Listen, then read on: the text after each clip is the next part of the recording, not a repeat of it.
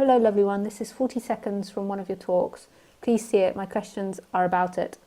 Okay. 40 seconds. As well. I always swore off talking about tidying the cage. But so many people come here just wanting to tidy the cage a bit. They don't really want to wake up. They don't really want to lose everything. They just want to be happy enough to do their daily activities without it being stressful.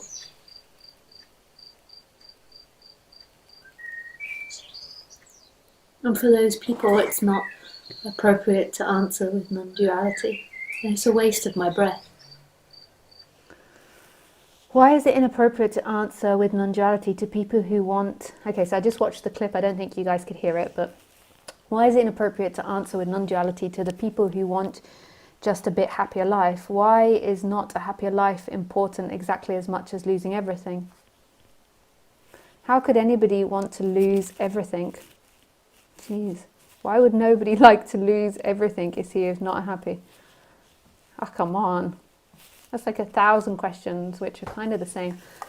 Why is it inappropriate to answer with non-duality to people who want to just have a happier life? Because you've got to, if there's somebody struggling with a particular dynamic in their life, answering with non-duality isn't appropriate at that times. You've got to look at what they're getting stuck in. If they've got repetitive stories about hatred towards someone, then you've got to look at that dynamic. There's no point in me saying there's nobody there. All of this is boundlessness. I have done in the past, and it can have a beautiful effect, but it's more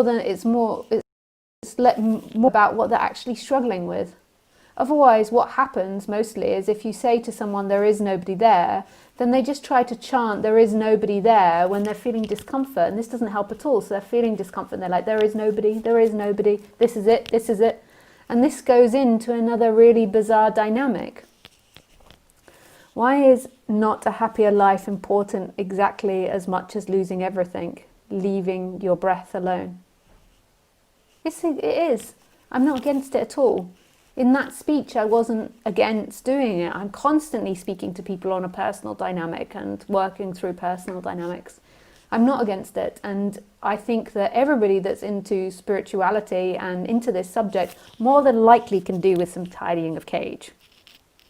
Including Lisa. Lisa doesn't have a cage anymore, but Lisa personality can always do with tidying up. She can always... I think it's so important to self-reflect and to look at the dynamics that are going on. And I can always improve in relationships. I can always improve in communication. I can always improve in so many different areas. There's always chance to grow at being a better speaker in non-duality, at being a better dog owner. And I constantly am looking at Lisa's dynamics and checking, where they come from or what's going on in this body-mind mechanism. And I think this is so important. And anyone that's arrogant to think that they're past checking their dynamics, or because they're into non-duality, they don't need to check their dynamics, is just in another stuck, tight little knot.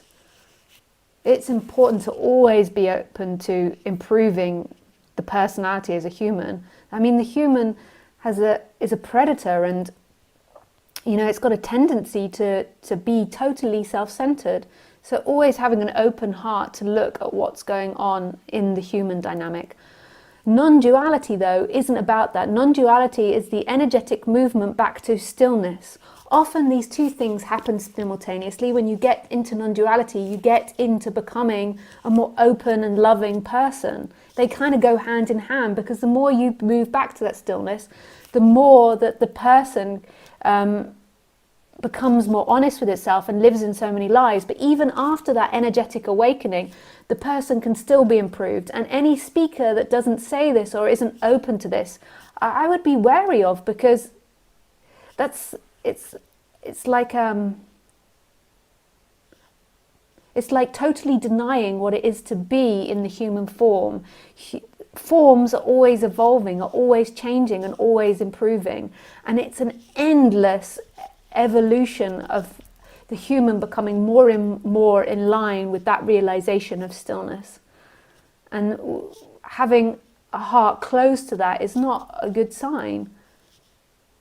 This is when you get arrogant and most probably power driven as well. And why I say power driven is because normally why you don't want to improve or have an open heart is because you want to have power over others. And by saying you're all done or you're above that means that you can have power over others. You have something over the others in the human world.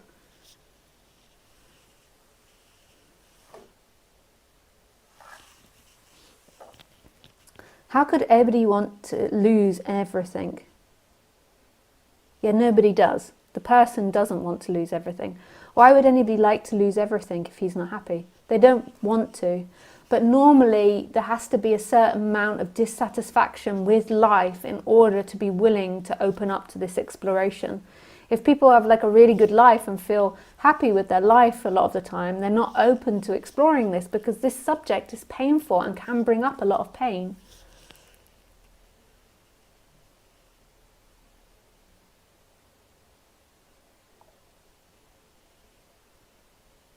So can you say that I want to lose everything? Oh, hang on. I mean, if I would have a button, theoretically, what would erase me from the existence? No, it's not about erasing you from existence. It's about, you see, this is the problem with non-duality. It's about the collapse of that, the movement back to the stillness. Rather than you being the person, it's a movement back to the stillness. The person still has to play out, but that's not who you are. That's not the experiencer. The person, so in the dream, your person wants out. But getting rid of yourself, you don't want to get rid of yourself. You as a person just want to be happy, and then you get into this subject and you realize that you're the problem, and then you want to get rid of yourself. But it's not about getting rid of yourself, it's seeing what's true. And what's true is this boundless freedom. And then on the personal level, to improve your sensations and your feelings, just explore what's going on in you. But this is not what you're talking about. What the hell are you talking about? Happiness to you forever, if you want that. Oh, sweet. But this is not what you're talking about. I don't know if that cleared it up at all, because I can't really listen, or I don't really listen to what I'm saying, so it just speaks. This thing speaks.